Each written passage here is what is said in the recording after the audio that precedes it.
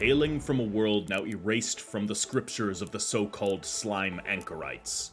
The slug-like beings once known as the Pulmomalachata evolved from the primordial soup of their homeworld, steadily advancing and consuming all competitors until they became the dominant apex predator. With their home star system, Cradle, emitting terrible radiation onto their world, the Pulmomalachata harnessed this radiation by absorbing it into their very flesh. With bioelectric impulses, they could channel this radiation through their mantles and into their mucous secretions, thus using their mucus to transfer electrical impulses into their surroundings. While this was once a simple mechanism for communication, hunting, and defense, it eventually evolved into something far more advanced.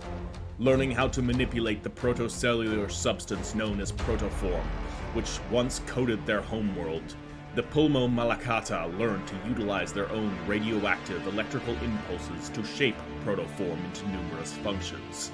Thus, from the congealed Protoform slime did they build their first cities, and from these cities did they divide and conquer.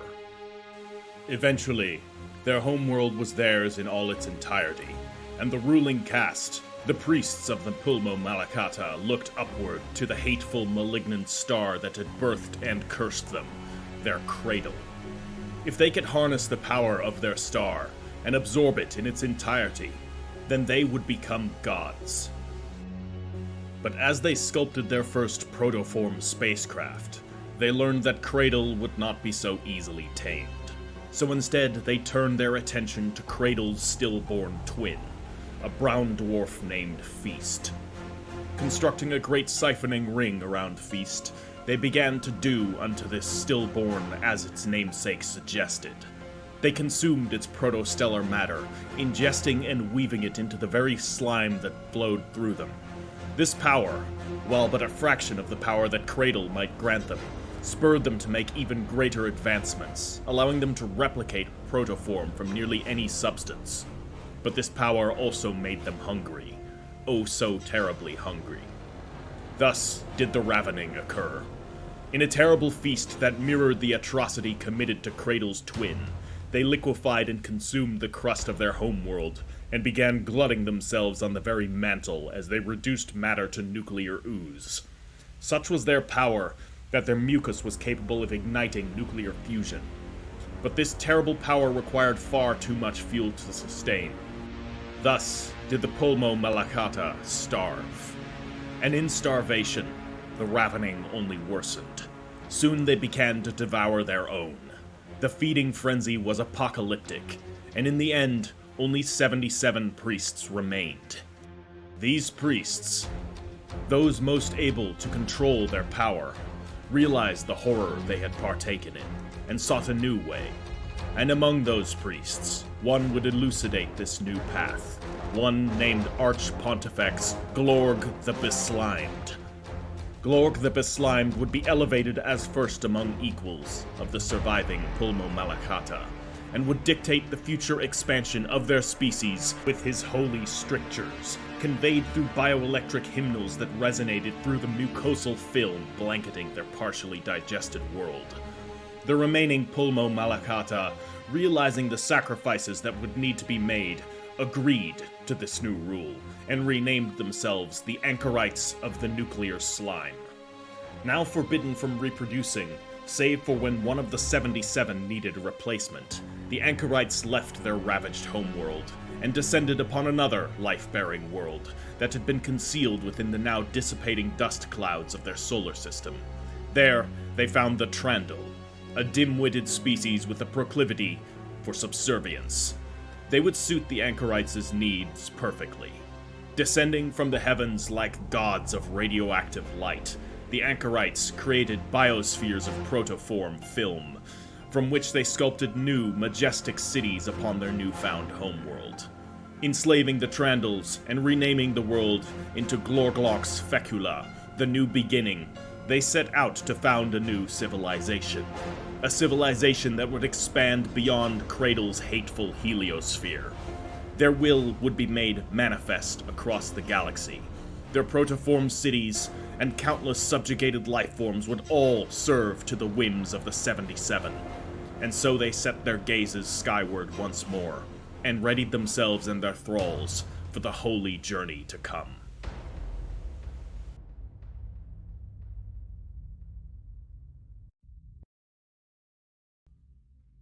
Greetings, my fellow thralls, it is the Ash Heritor, and welcome to Galactic Civilizations 4. To quickly start off with, Stardock Entertainment gifted me with a review copy of this so that I could begin a Let's Play on it, but given that it's Stardock Entertainment, and I have been a huge fan of several of their games, Sins of a Solar Empire, Fallen Enchantress, and previous iterations of the Galactic Civilization series, I was probably going to play this anyway, so yeah, it's pretty awesome. That happened. So we're going to be doing at the very least, a Let's Try series. So I will guarantee 4, maybe even 5 episodes, regardless of the viewer turnout. But depending on how the viewer turnout of this series goes, this will become a full Let's Play, a full narrative campaign, as you guys are familiar with my channel. If you're not familiar with my channel, well, I first invite you to subscribe and also like the video if you enjoy narrative strategic content, so strategy games, but done with a heavy focus on a narrative that I write. I am an author. I write science fiction and fantasy, mostly fantasy, admittedly. I have a couple of short stories published for the Black Library under the name of Miles A. Drake. These fall under the Warhammer 40,000 and Age of Sigmar settings. Aside from that, I'm writing my own novel and creating my own tabletop game. So the narrative will come from the perspective of somebody that really enjoys creating stories and world building. So hopefully that came across in the intro that I added into the start here, and we can proceed onwards. So this is going to be our civilization, the Anchorites of the nuclear slime, or the Pulmomalachata. I'll let you guys decide what's more easy to say. Call it whatever you want, you know. Cult of the Slug Pope. There you go. This is our leader, Archpontifex Glorg the Beslimed, aka the Radioactive Slug Pope. We are playing radioactive space slugs, which is pretty cool. So, a quick look at our civilization. We are carbon-based, so carbon-based species use water and hydrocarbons as the basis of their chemistry. Their population requires food in order to grow. We definitely need food in order to grow. Our cultural affinity is totalitarianism, because of course we are. Believes in absolute power and control by the state, with all aspects of public and private life under the governance of a single authority, aka our Archpontifex, Slug Pope. Now, we have a couple of behaviors set with our civilization here. We are merciless. We favor malevolent ideological choices. If that wasn't clear enough with our little background history we had here, then I don't know how to make it more clear. We're also spiritual. Places increased importance on ideological choices. Now, we aren't worshipping a god, rather, we are trying to become gods. So, our homeworld here is Glorgox Fecula, named after the Slug Pope himself. It is a tropical planet, so tropical planets are often beautiful worlds, always good targets to colonize, not always good to turn into a core world, as useful or usable land is not always plentiful. Yes. So, our ship call signs here is HSFV. If that sounds like a disease, I assure you that's intentional. But it stands for Holy Slug Fleet Vessel. And, of course, our star system here is going to be Cradle. Now, there's a couple of other abilities that we have here. So, our civilization are slavers. We gain the ability to enslave our citizens, reducing their approval, production, and food consumption, but they never protest. Gain access to slaving technology. Sounds like good, fun stuff. We are devout. We start with Cleric Citizen and a Criniac Temple on our homeworld. Culture grows every time we add to our ideology. Culture grows every time we add to our ideology. Yeah, that's basically it. Our citizens right now are the hapless Trandle, which are easily distracted and always hungry. Trandles are good at taking orders, and that's about it. Which is perfect. They are going to serve us very nicely. We quickly want to switch to our ships here, to the, where are the irradiated ones? I think this is the ones, actually. Quickly checking. Monster ships? Yeah, this one. That's what we need for our commander ships. So, as for our civilization traits, you get to mess around with this. You have a certain amount of points to spend. I've already done this. You can quickly, feel free to pause and take a look at what all of these do. I'll quickly go through all of them. So, clever. Modifies how quickly technologies are researched. We have 1 point in that. We are rich. We will get more credits. We are also fairly productive.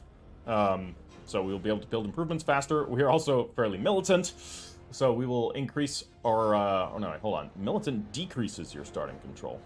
Okay, I guess that's good. No, this will increase our starting control. I don't know what that means. Influential, we'll be able to expand our borders more quickly. We are not very likable, meaning no one's going to enjoy doing diplomacy with us. Our exploration capacity is dead average.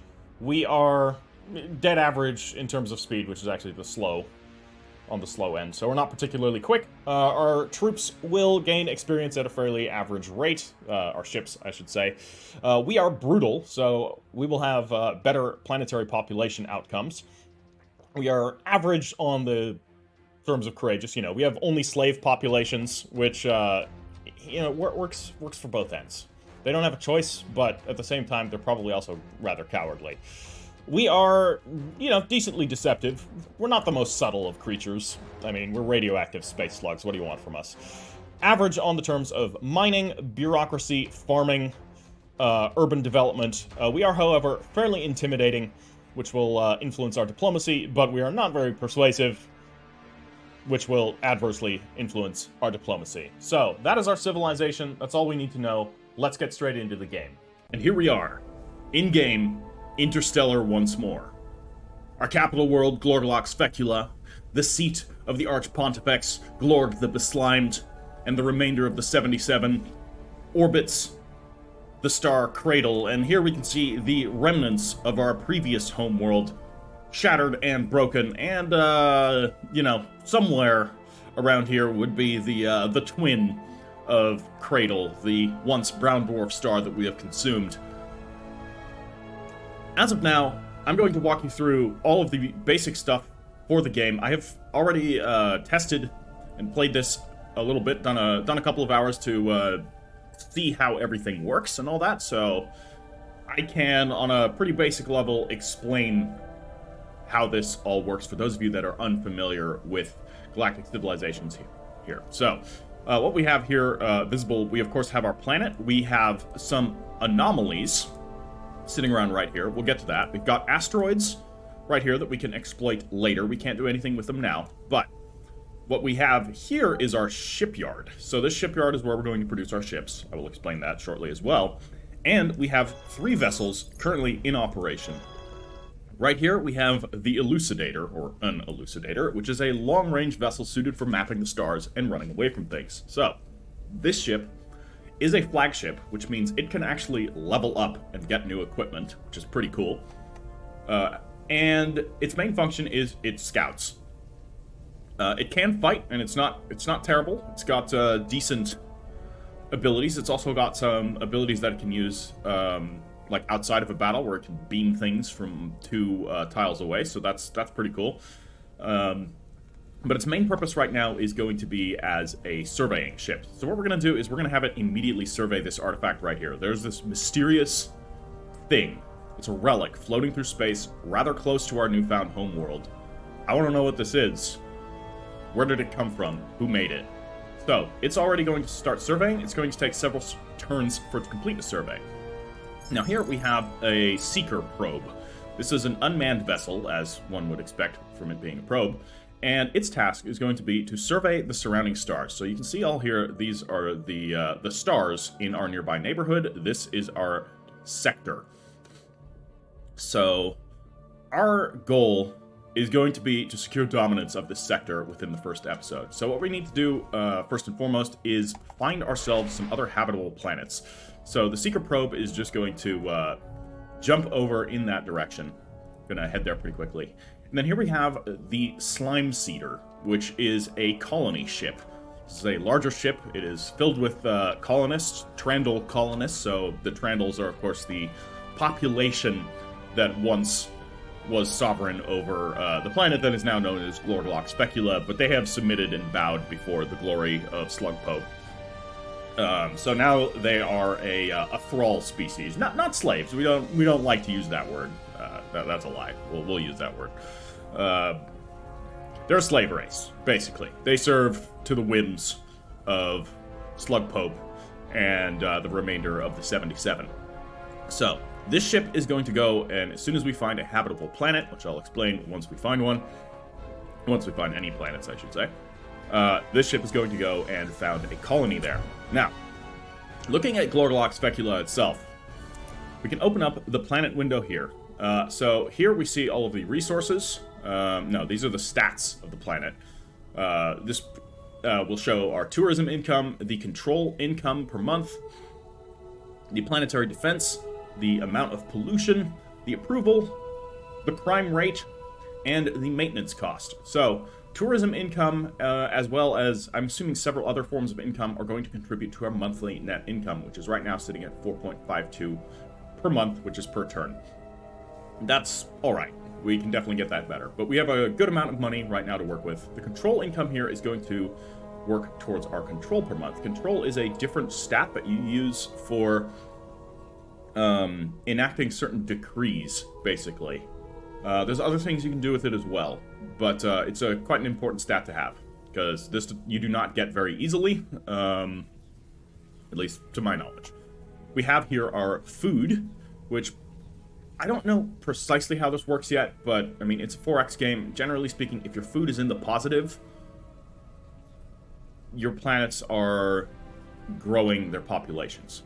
And if it's in the negative, I imagine populations are going to decline as a famine spreads. Now, it seems to be that food is a universal income applied to the entire empire. So this is kind of implying that when you have multiple planets, food is shared between planets. So that's cool. I think I usually like it in 4X games where food is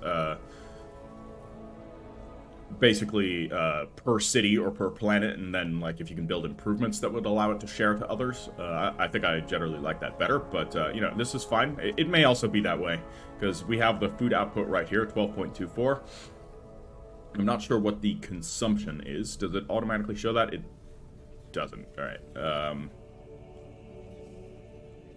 All right. Well, it's I guess the food is. The food consumption is minus 7.2, so not there. And then the last resource that we currently have available, there will be more resources popping up along this bar as we collect them, is modules, which we use for star bases. We don't need to worry about that right now. Now, the planetary output, we have manufacturing, which is going to determine how quick we can build improvements on our planet. Research is going to determine how quick we can research. This is specific to this planet, whereas research contributes to our total research. Income, of course, contributes to our income here. This is our tax income.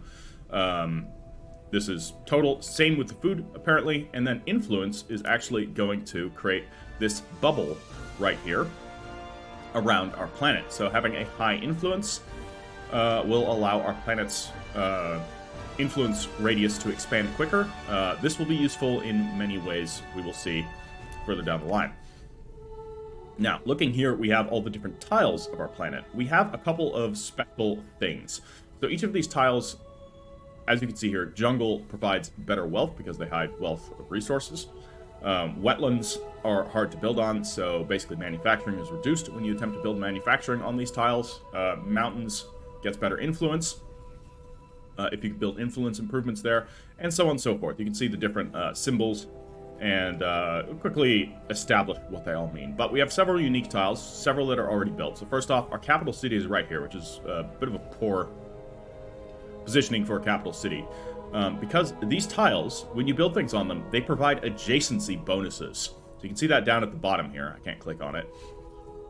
But basically, this adjacency bonus will provide +2 level to whatever you build that's connected to it. So if I were to build something here, a certain district, these are already automatically going to start at level 2, except for the financial district, which will start at level 3, because this tile provides +1 to wealth, and a financial district is a wealth-based thing.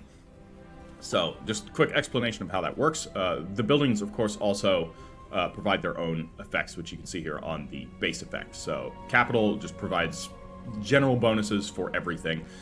We have a couple of other things. We have the Criniac Temple, which we got from being a devoted culture, which does cost us 1 maintenance, so that is reducing our income a bit, but it's providing additional approval and influence growth. And it's got adjacency bonuses, but we can't use those because there's no tiles next to it, so that sucks. It's placement is pretty terrible. This thing's placement, the boost coil. Okay, I don't know what this is. Boost coil study. Provides a charge that will reset the moves on the selected fleet. Okay. We don't need that right now.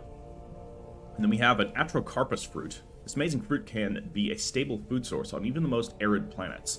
It does, however, have the side effect of making the most known species in the galaxy more fertile. Okay. Odd. So, yeah, taking this would increase the maximum population of the planet. So, looking at here, we have our population, which we have 6 out of 9. Nice. So we can have up to 3 more citizens. These citizens are all Cradle. I assume this is like a unit of citizens that's headed by a counselor here, rather than the planet has 6 people living on it. I'm pretty sure this is probably like billions, and each billion has one particular council member. Yeah, they're all governors, apparently. No, they're just citizens. I don't know. So, citizens can be spec'd differently. They all have their own stats. So, we'll get into stats when we start to hire new characters. But for now, all you need to know is that we can spec them differently. This one is currently as a farmer. These guys are all workers. This is just a regular citizen, so I'm actually going to train him as a worker. He's got 4 diligence, which is a stat that's good for both farming and working. So I'm just going to have him be a worker right now. You can freely retrain citizens, so that's cool. And then we need to set up our first construction here. So I think building an industrial center is going to be really handy. And I think I'm going to build it right here, although it's not going to provide the best bonuses. It's probably better there, because then it's going to modify these 2 tiles to make that better for construction. And we need construction. So I'm going to drop this here.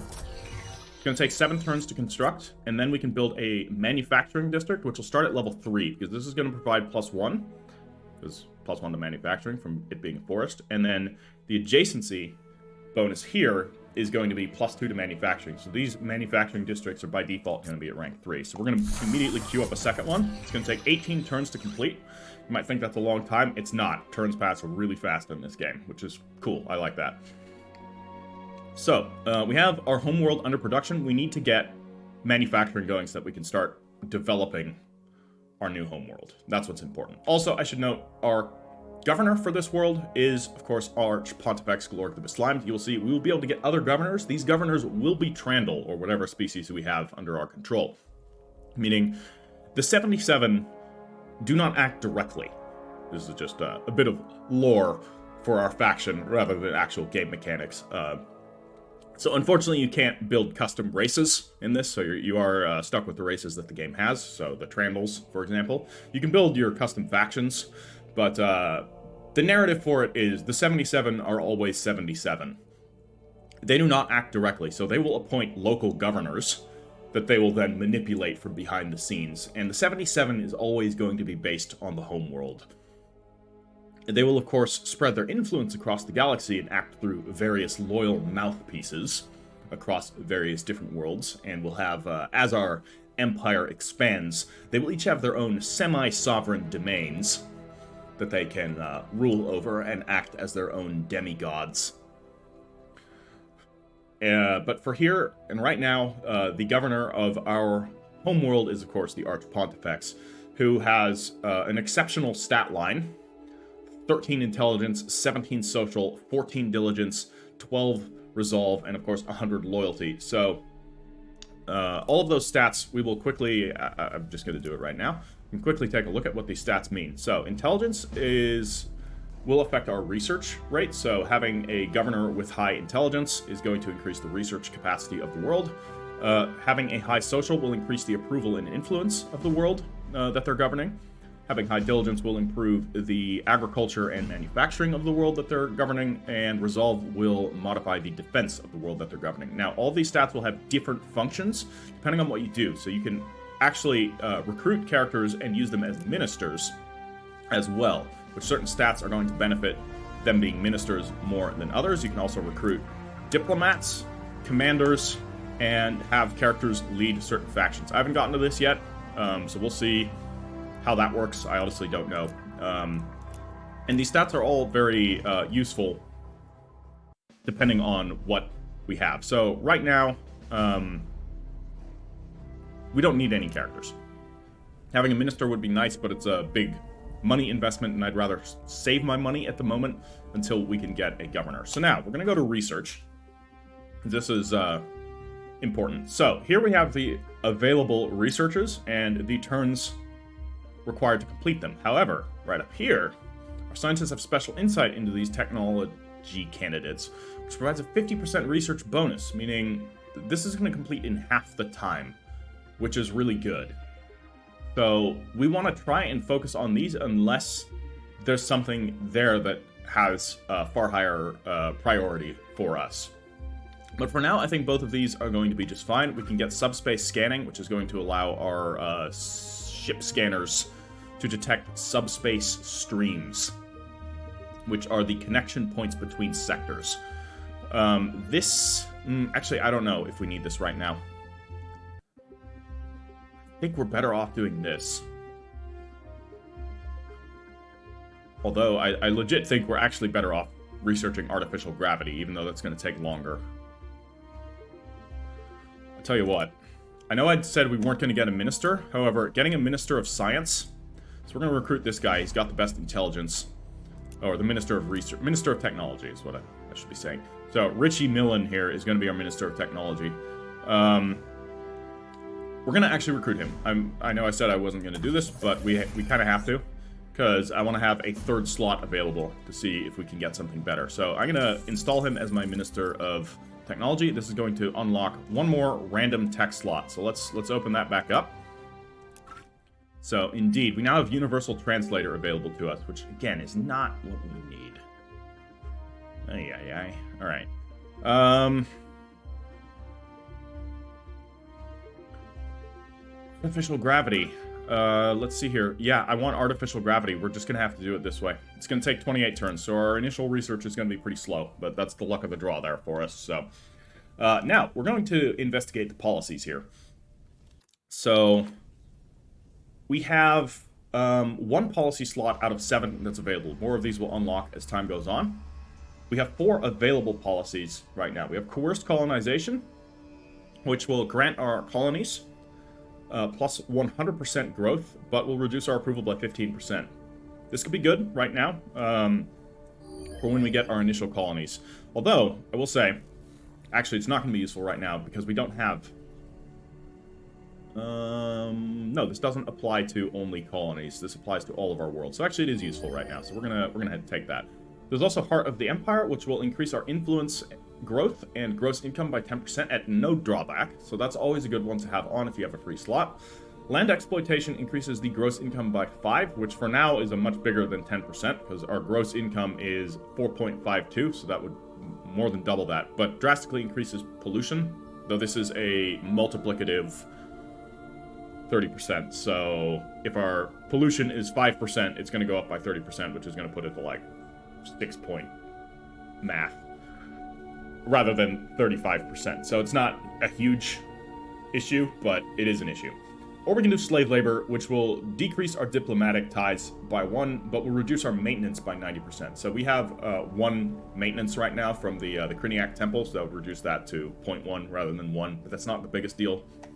So I'm just going to let that stay. Right now we're going to do coerced colonization. So we are going to, through propaganda, incentives, or force, mostly force and propaganda, we're going to force new Trandals to be colonists so that we can spread our influence throughout the galaxy. Now, our colony ship here is idle. I could have it try and explore a planet, but I'd rather have it in the central location. So I'm just going to set it to sentry mode, where it's just going to float around. And we have ourselves an idle shipyard. So we have 4 ships that we can make. I'll quickly go through these. The Slime Seeder is, of course, the colony ship, we already know. The Seeker is the scout probe, which we already know. The other 2 are the Slime Sculptor, which will allow us to build a starbase. And starbases are free, so I'm going to immediately build one of these. It's going to take 35 turns, which is a lot of turns. So the speed at which it produces things is based on the shipyard production stats of Glorglok's Fecula. And I believe that having increased manufacturing will increase the shipyard production of the planet that you're on. Now, you'll notice here that it doesn't cost any money to produce ships. It just costs shipyard production, meaning there's no reason not to do things in every shipyard that you have. There's no reason to have them sitting idle. You can always do stuff, and you can. What's also really cool is that you can have them do missions. So you could have a shipyard do a research mission, though this would cost you Promethean, or I can have it do a slave finding mission, which will, just cost production time in the shipyard. So it would take 28 turns, and then we proc a slave finding mission, which we'll do at some point. So I'll explain how that works when we get it. So we're going to end our turn, and you can see here the turn is immediately over. We're going to ignore this for now, because I'm already doing what it wants me to do, which is build a constructor ship. So our survey ship is going to continue doing its thing. We're going to immediately bypass another turn, and we have found ourselves a new system. This does have three potentially habitable worlds, but these worlds are all trash. They're poor class worlds, so yeah, this one has a thin atmosphere. I don't even know what kind of world this is. I think it's just a barren world with a thin atmosphere. These ones are the same. Yeah, nothing good. These are not great planets to investigate, so we're going to send our scout up to here instead. And actually, I know I just started constructing the constructor ship, but I actually want to build another scout ship first. We're going to set the construction of a new seeker probe, because we want to be able to explore and get a good grip of our surroundings. So, we're going to do that, end our turn again, and our survey ship cautiously approaches the mysterious object. All sensors set to maximal gain. One of the universe's many secrets, perhaps great danger or valuable treasure, will soon be revealed to us. Well, we have found our first anomaly. So, you need to move the ship away from the anomaly before you can check it. I wish the anomaly would trigger before you could move the ship away, just for thematic reasons, but it's fine. Yeah, we don't need to do executive orders right now. So what I'm going to do is I'm going to immediately send the ship to this capsule, which is another anomaly. And it's going to start surveying. And now we can look and see what it actually found. Your flagship locates a hidden cache of precursor artifacts left behind by an ancient civilization. These artifacts are not only valuable, but also hold some clues to the advanced technologies of the precursors. Interesting.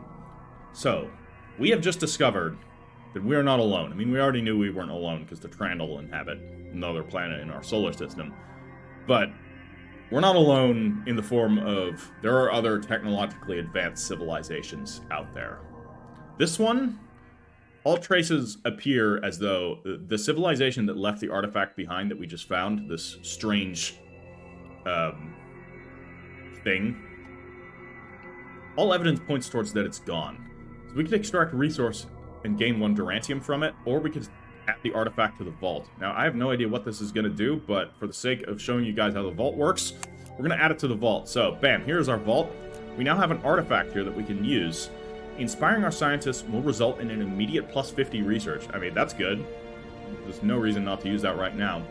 So, through the ancient technology that we just found, we're going to have that. We're going to use that ancient technology to expedite our process of finding artificial gravity. So, bam, we're doing it.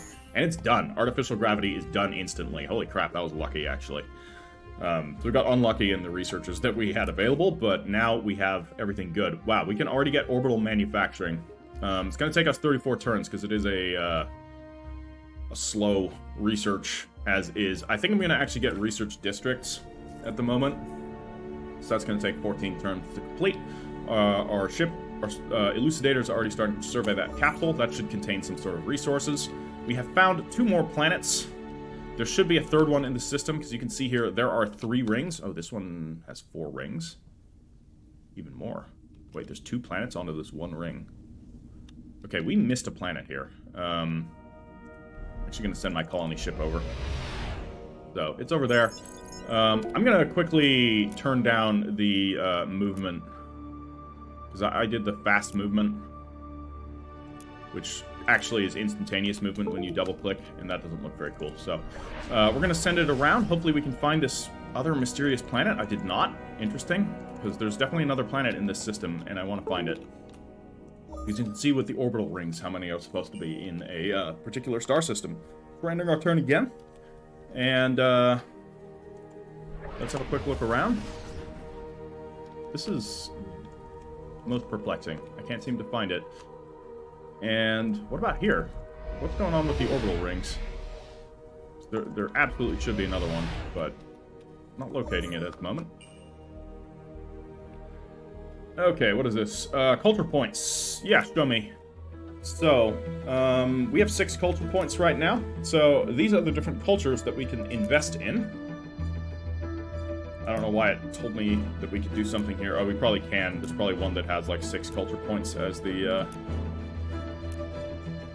No, there is not. Okay, well, I can't do anything with this, but basically what this is gradually you unlock more culture points, and as you unlock culture points, you can spend them on a specific ideology. So you can unlock these different nodes, and as you do so, it'll unlock new nodes in the ideology, but all nodes, not just the one in this specific ideology, but all nodes in general get more expensive. So you have to very carefully pick which ones you're going to want. So we're going to hold off on that because we only have 6 culture points and the cheapest one is 7. And that's not one, I don't think that's one we want anyways. So I'm just going to wait. Our survey ship has completed its survey. Is there another anomaly for us to find? No. So I'm actually going to send it over here because this thing's a scout ship too. So it has also leveled up. So looking down here, when a ship levels up, you can choose to modify one of its functions. And as you find certain artifacts, those can appear down here as well. So there's more things you can find. This is by no means the only things you can level up. I imagine you can also unlock more things through research or even production. We're going to give it a command bridge so that it can move faster. We're going to upgrade the command bridge, I should say. So this will allow it to move faster. It doesn't proc till next turn. What did we find in the capsule? Your flagship captain reports the discovery of a drifting cargo container in deep space. Upon inspection, it contains a highly advanced tactical thruster upgrade device, seemingly lost by another civilization, probably those precursors. This thruster could be added to one of our ships, making it be able to get into firing range faster, a possibly critical advantage. So we could loot this, or we could gain 400. So I think this is a one-time use. Okay, it is a permanent buff to a fleet, though, which is not bad. But 400 income is pretty solid. I'm gonna take the 400 income because we need it to we need it for expansion. We will need it, I should say. We're gonna run out of money real quick. Okay, I give up on this system, so we're gonna go over in that direction now because I can't find where this 4th planet is. No, there isn't. Oh, here it is. Hey, look at that. That is a class 17 planet. Excellent. It is a jungle planet with a Monsatium deposit. We're going to take that. So I'm going to send my colony ship over there right now. Ah, and here's the other one here, which is a dead planet. So no need for that. Our survey ship is going to head on over this way. We have actually already immediately found some space junk. So it's going to investigate those anomalies. Because our scout ships are going to actually do the scouting of stars. Cool stuff. So, got something going. And what have we here? Research districts has been completed with the understanding that we must organize ourselves more effectively in order to be more inventive. We have agreed to allow vast areas of the planet's surface to focus on researching new technologies. Fantastic. We'll put those, you know, Trandle serfs to good use as test guinea pigs. So, now we can get ourselves a new research function. I want orbital manufacturing to come back here at some point. But for now, let's get subspace scanning. It's only going to take 18 turns. So, as for the anomaly that we just found... Oh no, this is not a... this is just a situation, a random event. If we are to understand our place in the galaxy, we must first understand our immediate cosmic surroundings. Poets and philosophers alike are eager to hear news of what we find among the stars, but some worry that we focus too much on exploring while ignoring the many problems we have at home. What are your orders? Well, I believe our future is among the stars. We'll be able to get more ships that way. Yeah, we won't be able to speed up production at the moment, but that's fine.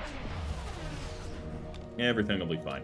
Alright, so when you end turn, ships automatically move in the directions that they went on. Oh, what is this? We've just received a transmission from an unknown source, a source that we have translated to be GNN Live. It is some sort of automated AI broadcast coming from an unknown location in the galaxy. Now, what's very strange about this broadcast is that it is very easy for us to translate. It is almost made in a way that makes it possible for everyone to translate. However, well, what it says here is innovators of the cosmos, and it is basically describing the civilizations that are contributing most to scientific and technological advancement, and listing the 5 civilizations in the galaxy that are contributing most. This is very odd. It's almost like there's some ancient remnant of a civilization that's keeping tabs on all of the civilizations that exist now. Perhaps this is a remnant of the precursors monitoring what has come in their wake. Did the precursors know the end was coming and left something behind so that they could continue to influence or at least manipulate the galaxy past their disappearance or destruction? Most interesting. What is also interesting is that there are 5 civilizations whose names we cannot translate, meaning there are at least 5 other civilizations currently present in the galaxy that we have not yet contacted. This is going to send alarm bells ringing through the 77. All of a sudden, this is no simple extend our influence and consume what we need to consume, but rather, we are now one of many. We will need to assert our dominance. And unfortunately, slugs can't T-pose to assert dominance, so we're gonna have to find some other way to do it. Alright, let's get our ships moving.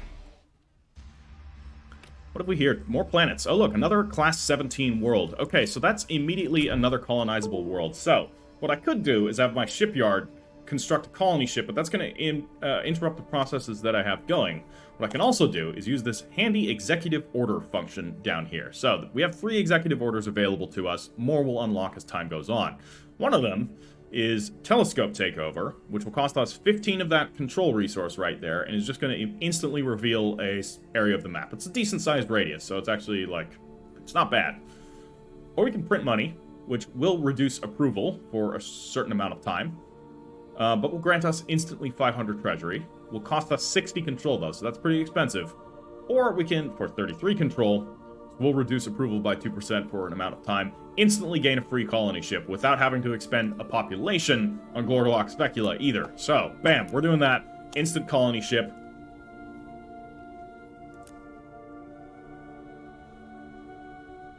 Did I press the wrong thing? No, I didn't. Yes. There we go. Alright, everything's in working order. And we're going to send that immediately over to this colony right here, because this is a terrestrial planet. It is a bit polluted, but it's got harmony crystals. But anyways, we need more planets. We need to expand rapidly. So we're sending colony ships as soon as we have available planets to expand into. Now, there's a little bit more here, so I want to see if there are potentially other planets available in this system. Weird, we're not getting full scanning rings here, so there's a bit of interference. But anyways, we're going to send it to this other star, because I think, yeah, there's 3 rings here, so we have them all. Alright, we have our new anomaly, and we're going to immediately start scanning the other. Well, let's see what we found. We found a precursor artifact, another one, which can somehow communicate with us perfectly in our own language. Indeed. Sounds like this GNN thing, almost. It offers us a trade. We can receive a vessel of great potency, but if we accept it, our acceptance of this warship will be broadcast to every civilization in the galaxy. They're not likely to take this news well. -3 diplomacy for 100 turns, we would gain a corvette. Yes, it will be a, yeah, corvette isn't very big. Vessel of great potency. It's not a vessel of great potency. That's like a small warship. We're not going to broadcast our presence to the rest of the galaxy. Colonize the planet. Indeed. Our first planet has been colonized. A jungle planet. A dark, shady planet beneath the canopy of massive trees. We will call it Dimwallow. With the establishment of this colony, we have taken our first steps into the galaxy. Our colonists represent everything which makes our people great. And with that, they'll have every chance of thriving on this new alien world. Fantastic. So, we have ourselves a first new planet. The flowers of a specific plant on Dimwallow are a powerful intoxicant. The drug provides an intense feeling of contentment to all those who consume it, although in a few cases, people have been content to walk directly into powerful machinery. What are your orders? Do we want to use this drug recreationally? This will allow for individualism, or will increase our individualism score. Will get us a discount on individualism traits, which I'm not a fan of. We don't want individualism amongst our people. But it will grant us plus 10 approval. That's good. Or we can make it illegal. But begin research efforts to find market use for it. This would affect egalitarianism positively, but would increase crime for some reason, but grant plus 20% gross income. That's good, but I don't want egalitarianism either. Content workers are hard workers. Give them more of the drug. This will reduce planetary growth, but our growth is already spiked because of forced colonization. We'll grant plus 1 egalitarianism trait discount, but it will increase our nihilism. Plus 10% approval, plus 10% manufacturing. We're going to do that. So, now, looking at Dimwallow here, we are going to want to assign a governor to Dimwallow. So, the stats we want to, of course, look at predominantly are intelligence, social, and diligence. Obviously, resolve is useful for defending the world, but it's not as important. We can rule this guy out because his loyalty is absolute trash. But Aaron Schnell here has really shitty stats. So it's going to be Jim Shard. We're making you a governor. So right now, this planet is only a colony, which means it has one population, and we cannot develop it. All it's doing is providing a little bit of resources to Glorglock Specula. But as soon as we appoint a governor, bam, it is now a core world. Now it has its own tile set, and we can develop this planet accordingly, which is good. However, the approval is absolutely terrible, because his social skill is actually okay. Well, we need to sort that out. We need to sort out a lot of things. So let's see here. First thing that we want to do is drop down a core world capital. So this just deploys instantly. And it's going to provide a plus 1 adjacency bonus in all directions. So I want to put this somewhere where we can make use of it for the purpose of manufacturing. Because we want to be able to manufacture. This is plus 3 manufacturing on this cataract. That's pretty good. I could also drop it right here into this wetland, because it's not going to be doing any manufacturing. No, it will actually. It has a base effect, so that will be reduced if we put it there. So, in that case, it's actually not good to put it there. I'm going to put it on this floodplain, because that's going to affect all of these areas around here, granting them plus 1 bonus to everything. So, that's good. Does cost 1 maintenance, but that's going to be fine. We can also then do a colonial generator. This colonial generator, we can build once per planet. It's going to provide plus 2 base manufacturing and provide a plus 2 manufacturing adjacency bonus and a plus 2 shipyard production adjacency bonus, which just affects the shipyards of the planet. So, yeah, I'm going to drop this right here on this influence tile, because we don't need the influence tile as much from this planet. So that's going to take 29 turns, and then from here, we can construct a level 4 manufacturing district because of all of that stuff. And then we'll get this, which will be even better. So we'll have some massive manufacturing going on right here, which is going to be really cool. Yeah. Cue that up. It's going to take a little while. That's fine. We could rush this. It costs us 150 credits to instantly produce this. I think that's worth it, actually, because otherwise we have to wait 29 turns. It's going to cost 1 control as well, but do it. Alright, so now our manufacturing is going to only take 25 turns, so we can look, and I think we can already start to queue up the next one. So we can construct a manufacturing district here, which take 25 as well. Let's actually do this one first, because it's going to be better. So we're going to have just a massive manufacturing hub right here, which is going to be good. As for food, we don't need to worry about that, do we? No, we're still in a net positive, so we should be fine. Our planet has potential for 3 population, so we're going to immediately train this colonist as a worker. So that should speed up manufacturing eventually. So, ship's idle, huh? We have ourselves our new seeker. Fantastic. It's going to head down here and investigate potential star systems for us to colonize. Right, colony ships is, or a new colony ship is making its way to this Kratos 1. Scandal. Shipyard, governor of Dimwallow, is widely believed to be favoring personal friends at the expense of the world's citizens. Our advisors have investigated the accusations and determined that they are false, and Shipyard hasn't done anything wrong. Still, there is a public outcry for us to at least chastise the governor in some manner, or we will be complicit in the supposed corruption. The governor has done nothing wrong even, and we will support them. This would give plus 10% loyalty for Shipyard. Traditionalism, cultural awareness increased by 2, and minus 10% approval. So the approval on that planet is pretty bad. No, condemn the governor. That's the price of politics. Indeed. We must keep the masses in line, and we can regain loyalty with the governor eventually. And it's going to give us nihilism, cultural awareness, which I like. And plus 20% approval, which is very good, because the approval there is terrible. So, now we're at 48%. Speaking of approval, there is something we can do about it. So in here we can also set our taxes. I'm going to set our taxes to normal at the moment, rather than to medium. I want to set the taxes to maximum and just tax my people into oblivion and just roll around in, you know, our income. By the way, the currency that we use is Protoform slates. That's my personal lore, not actually in-game. So the substance that we... you know, our nuclear slime is able to replicate that we use to build our cities. That's also the currency. It's very utilitarian, very pragmatic of our society. All right, so we're going to colonize this planet here. We're going to find a nice name for it. This will be, you know, the last one is called Dimwallow. We will call this one Oozehallow.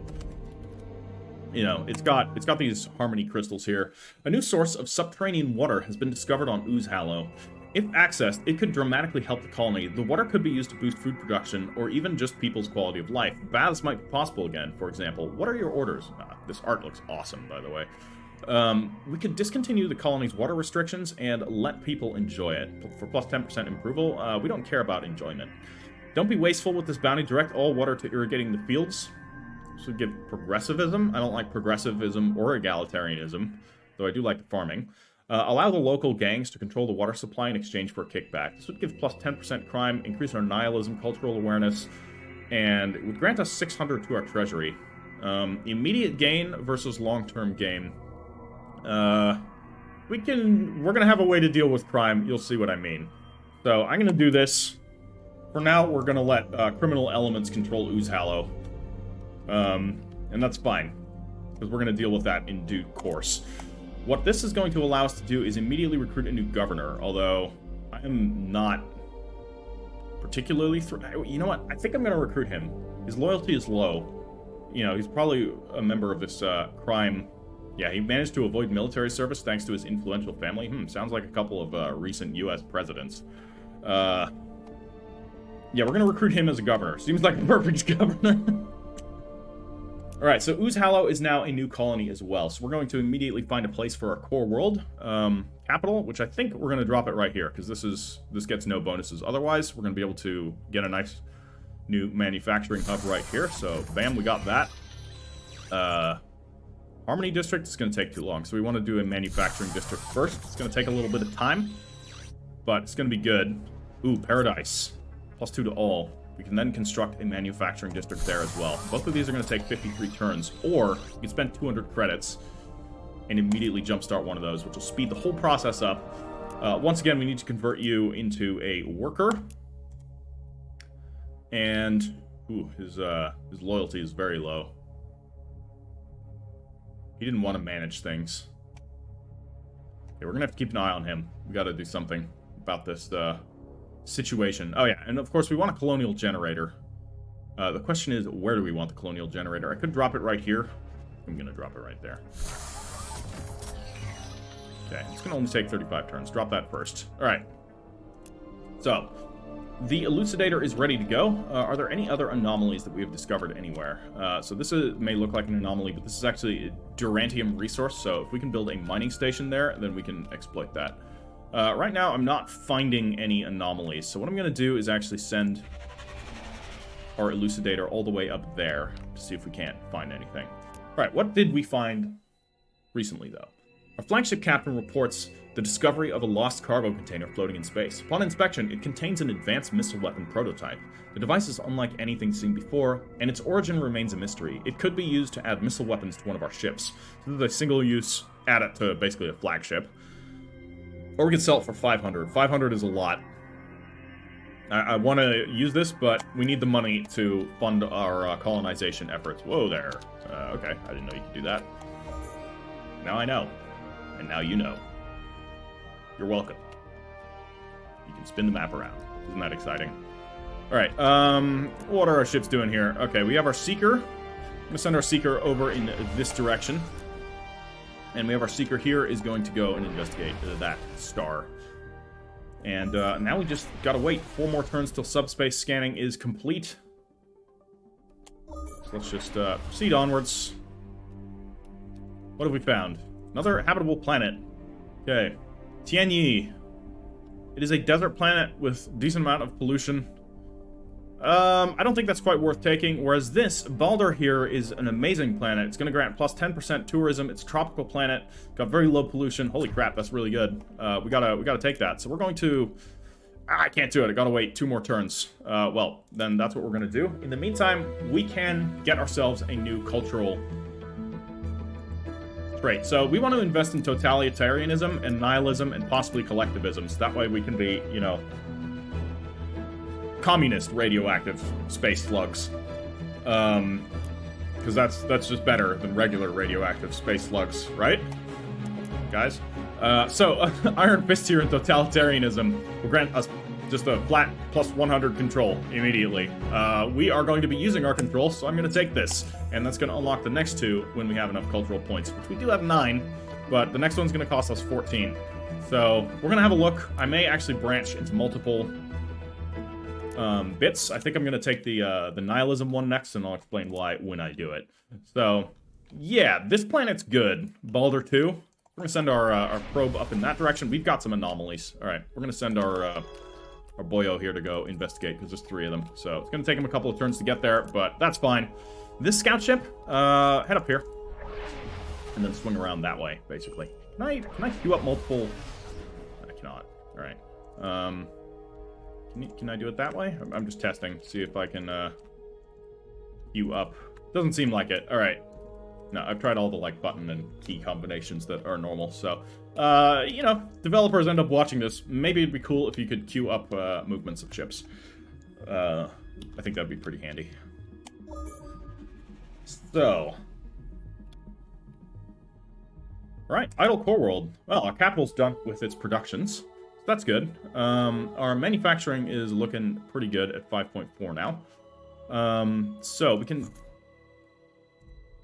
No, that is already a functioning manufacturing district. So we can build another manufacturing district, which will come at rank 4. It's only going to take 8 turns to do, because we're pretty far along here, which is good. How is our approval rating? Approval is at 58%. Could be better. Could also be worse. We could build a tourism district here. This just grants plus 3 to tourism, which is not one of these factors, interestingly enough. So I'm going to build a manufacturing district there as well, and then we're going to build a manufacturing district there, and then we're going to build a manufacturing district there. So we're going to have some massive scale manufacturing going on. And then I think here on these, in this tropical paradise place, we can construct an entertainment district, which will increase our approval. So that's basically queuing up everything that we need here. We have a capital mainframe, actually. We might want to invest in that. Could drop that. It's going to provide plus 2 adjacency bonuses to research districts. We have no research possibility anywhere, so we're not going to be doing that on our capital. We can only build this once per civilization. So I'm not going to build this here. I'm going to build this on a planet where we actually have good research potential. So quickly looking... I mean, here we got a bit, but it's constrained. We can definitely get better, so I may wait until we can find a better one. What about an Ooze Hallow? No, same issue. All right, so we're gonna ignore that for the time being, and well, we have ourselves a new galactic broadcast. Embark on a journey through the stars as we unveil the top 5 galactic civilizations with the most colonized worlds, showcasing their impressive expansion efforts and the diverse array of celestial territories under their dominion. I feel like this mysterious GNN broadcast is attempting to foster competition between the civilizations. Fascinating. I didn't read the research. I'm very sorry. Well, I definitely want orbital manufacturing, but we're going to take planetology. So this will allow us to improve our worlds. I don't know exactly what this means. It's going to allow us to get housing districts, or it's going to unlock housing districts. Kimberly's Refuge and Exploit Resources Executive Order. We want housing districts, because that's going to allow us to actually expand our planet's populations, because this planet, looking at it here, it's got a max population of 3. That's not very many. We have another citizen here. This citizen's also going to be... Oh my god, he's a terrible citizen. Useless. Have him executed. We can't do that. We could imprison him, and then get a prison labor camp. We could do it that way. Just imprison citizens for no reason. I like it. I don't actually support the political ideology that I am espousing in this campaign. I just want to make that abundantly clear. I'm not a fascist, radioactive... Wait, fascist or communist? Who knows? I'm neither. Nor am I a radioactive space slug. In case that was ever a question. But then again, if I was a radioactive space slug, I'd probably say that I wasn't. You know, given the Earth climate and, you know, generally people wanting to deny the existence of radioactive space slugs on Earth. That seems to be the general sentiment. So, you know, make of that what you will. I'll let you come up with your own judgments. Which is not what a radioactive space slug would do. They would tell you what to think, so... Then again, this could be just a radioactive space slug trying to deflect from the fact that they're a radioactive space slug. The plot thickens. Alright. Turns are continuing. Our scout ships are continuing to advance. We have found an ascension crystal. What the hell is this? Capture and study precursor ascension crystals to learn the secrets of ascending to a higher level of existence. Ooh, this is exactly what we need. So we need to build a xenoarchaeology module on any nearby starbase to study this ascension crystal. That is what we want, because we want to ascend to a higher plane of existence. We have enough cultural points to get detached. No, you are objectively lying. There are so many habitable planets. Oh my god, Solaris 3. Interesting. That's a really good one. There's a lot of really good ones. And now, we can get draft colonists. So, bam. We're going to send a new colony ship out. So we could take this one here. Aldufin, that's really good. Class 34. Gamma Alpha. Oh my lord. I mean, this one's also really good. They're both really... Marsac. I thought that said Mansac. I was like, That's an interesting name. I'm going to take this one first, because this is going to fall under our influence, which is going to prevent anyone else from taking it. So in case there happens to be a civilization out there... Hold on, what's going on here? This is a... requires a precursor study in order to colonize. Interesting. What's going on? Ooh. Excuse me? Mysterious world that was once used as a precursor prison. Its atmosphere has been poisoned, making it impossible to colonize without a great deal of work. Okay. That looks like it could be useful. Very useful. So we're going to definitely have a look at that. But for now, we're sending a new colony ship out. We're just going to be cranking out colony ships. It's going to be pissing people off because we're basically forcing our locals to be colonists. But that's fine. It's not. We do need to worry about approval. But, like, how's it looking here? 57%. Could be better. But we're going to be building an approval construction down here soon enough. Won't take too long. How's the HSV Seeker here doing? Let's send it over in this direction to find new planets. My god, another one. No, that's the one we just found. Never mind. Getting ahead of myself.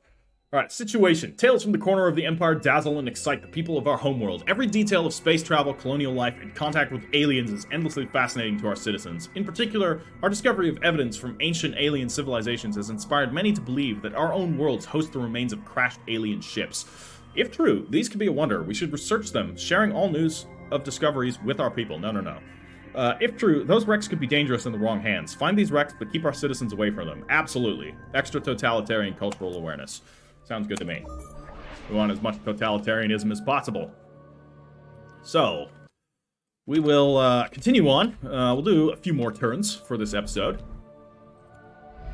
Remember, guys, if you are enjoying this episode, do drop this video a like, and do leave any comments with your thoughts, tips, feedbacks. I don't mind people offering, like, backseat gamey-esque feedback for these types of games. I really don't mind at all. I do for if I'm doing, like, a role-playing thing. I mean, this is sort of role-playing, but it is still ultimately a strategy game. So I don't mind that at all, so feel free to leave whatever the hell comments you want. If you want to leave any sort of comments to direct where I go with the narrative, please do so, and the more in character you make it for us, I may read some stuff out at the beginning of the subsequent episodes. Well, once again, this is a Let's Try series, so I'm just testing the waters to see how well this series does. If it does well, we will continue it on into a full-fledged series. Otherwise, it's just going to be a couple, and then I will continue playing in my own time, because, it's fun. It's a cool game. So, let's see here. Our HSV Seeker is right here. We're going to send it to investigate. Oh, there's another planet over here as well. Lots of anomalies for us to find. That's good. Speaking of... No, this is another event. Warforged. A group of weapon enthusiasts on Oozhallow are beginning to become a problem. Man, Oozhallow is just an absolute cesspool of scum and villainy. What started as a normal interest in our military has developed into imitation and even fetishization, and the group decorating themselves with cast-off equipment and military paraphernalia. Oh boy, what is this, the US? This group believes that our empire will only survive if we adopt the mannerisms and traditions of the military, and now actively campaign on Oozhallow for military expansion and even the start of military engagements. This movement, and the violence it's beginning to incite, worry the less radical citizens. Why should I order anything? Allow the Warforged movement to take root on Oozhallow. Interesting. We would have a movement take place there. The Warforged is a movement that some of your citizens follow. They believe that war is inevitable and that our place in the galaxy will be determined by success on the battlefield. Boosting your favor with them will increase approval of your citizens that follow them. If we use force, it's not something to be proud of. Put an end to this movement. Ooh, plus 10% approval is good. No. We're gonna be at war eventually, so absolutely let these crazy Cradle militias do their thing. So, yet another planet discovered. Even star. Interesting. Can we... No, 4 more months, 4 more turns, till we can construct another colony ship. And no planets here, so we're gonna head out to this one. Planetology. Getting agreement on a unified food production plan is non-trivial. We are pleased to report that we can now define vast areas of planet's surface to be used for growing food. Fantastic. So, planetology is complete. We now can build Kimberly's Refuge. Professor Taylor's Uganda growing techniques produce food on an alien world. Don't know who this professor is. Must be, So, once per galaxy achievement. So, it would be quite beneficial to us to make that. Would cost us a monastium, so we cannot actually do that because we do not have any monastium. Alright, Xeno-industrialization improves manufacturing districts. Let's go. So, the colony ship is gradually making its way over to Gamma Alpha, and then of course we have Solaris here. What's better, actually? Gamma Alpha is a lot better. Oh, and there's another extreme planet that we could potentially colonize. Fascinating. Good stuff. How's our ship doing here? Okay. Yeah, Rosalind. Man, there's so many of them. Techapod Hive? What the hell is that? Okay, we'll quickly grab this planet. And our Elucidator has completed its survey, so we're going to head to this space junk. right now and begin another survey, and let's see what we just found. Your flagship discovers an ancient artifact, a mysterious object imbued with immense power. This artifact can either be harnessed to provide a massive energy spike for our shipyards or used to generate an aura of euphoria on a target planet. Let's get a big shipyard spike. +1 manufacturing to all of our worlds for 20 turns. Yes, please. It's going to drastically speed things up. So the Seeker here has found more. We're going to send it over this way. Yeah, let's just do it like that. It's going to get by both planets. Oh, hello. We're on this list. Get an exclusive look at the results of the latest galactic census, revealing the top 5 most populous civilizations in the cosmos and offering a fascinating glimpse into the diverse, thriving communities in our cosmos. We are 2nd place. Nice. Alright, we can now start the construction of a new ship. Let us actually construct a slime seeder. It's only going to take 6 turns, and that's going to allow us to build another colony ship. We'll actually build 2. That way we don't have to use our control and suffer hits to approval to do it. So we'll build 2 slime seeders, and then we're going to build a construction ship so that we can get a starbase going. Alright, oh, we already had one. We were just building that. Okay. Alright, so I want to get there to research this, which means we need a starbase right next to it. Would be good.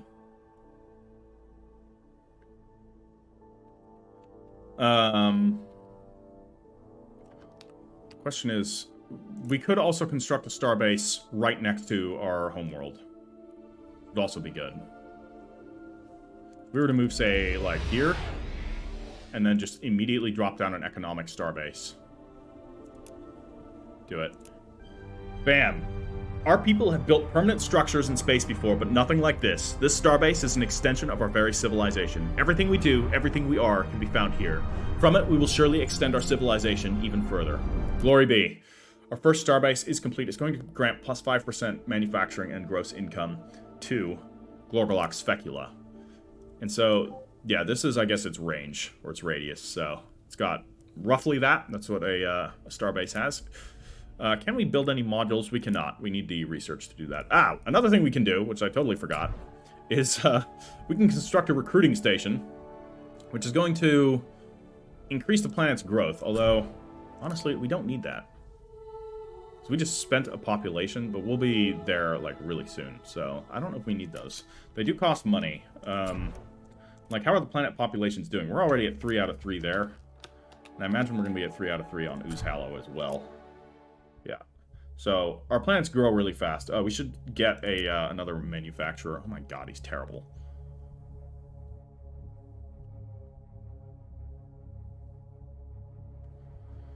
Okay, train him as a worker. Useless. Absolutely useless. Our scout ship has leveled up, so we can construct another command bridge upgrade, which will allow us to move even faster. So we can zip between those anomalies even quicker.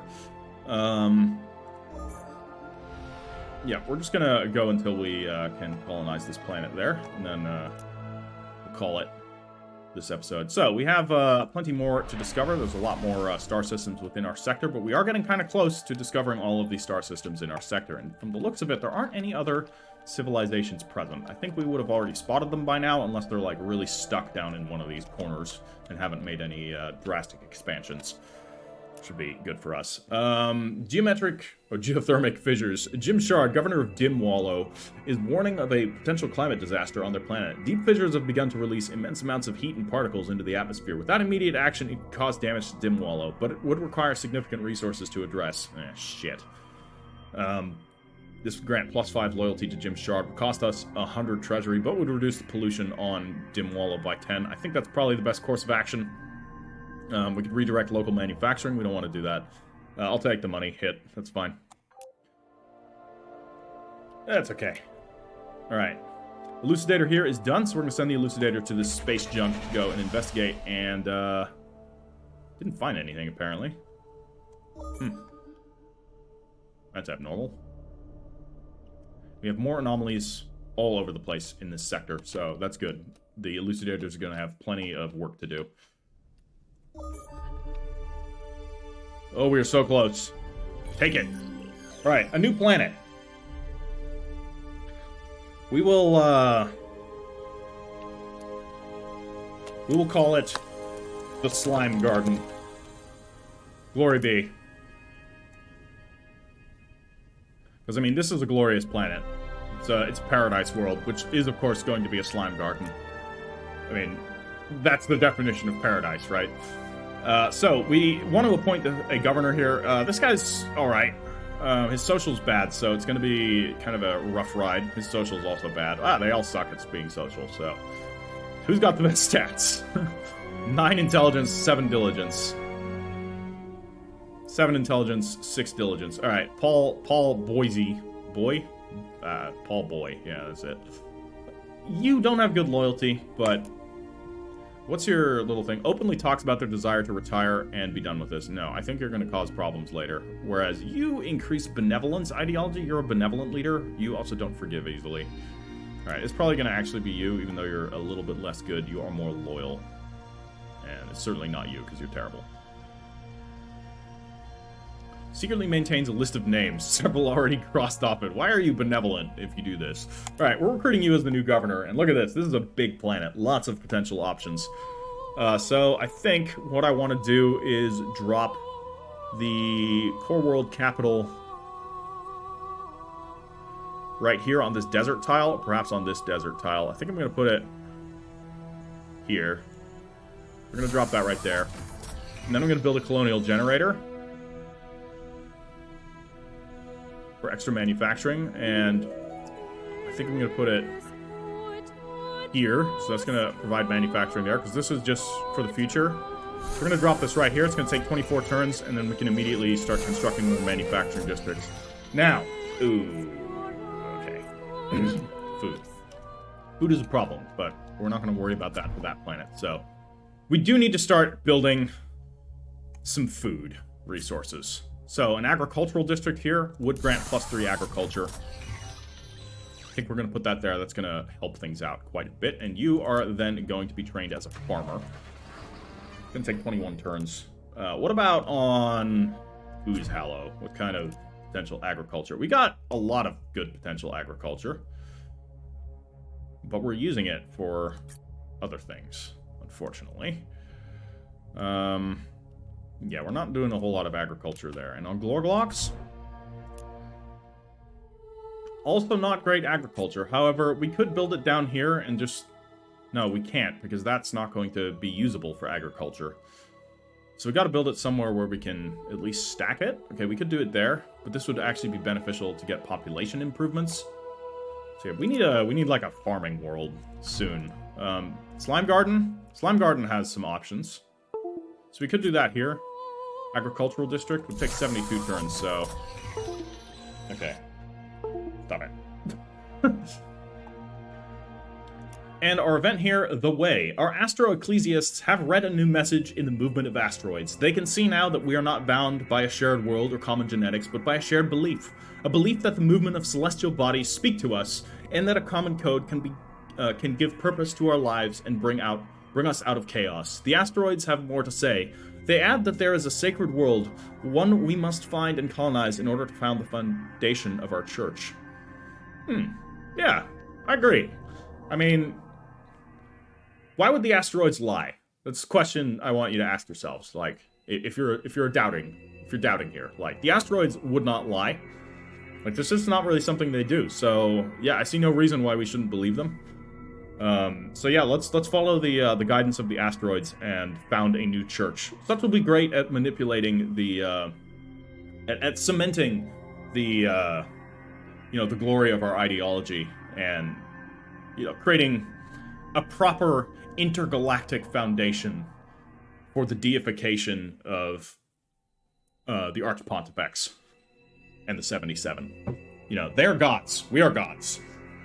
The rest of the galaxy must know this, so I think founding the Promised Land, or founding this church on the Promised Land, will be very beneficial to us. So we'll follow the asteroids and see where they lead us. And that, my friends, is going to be where I'm going to leave today's episode off. I duly hope you have enjoyed it. Once again, please drop this video a like if you have, and leave whatever comments you want. All of that greatly helps the algorithm, and I also very much enjoy reading supportive comments, or even, critical comments, providing, they're not done in a dirkish way. So, yeah, guys, that's it for today.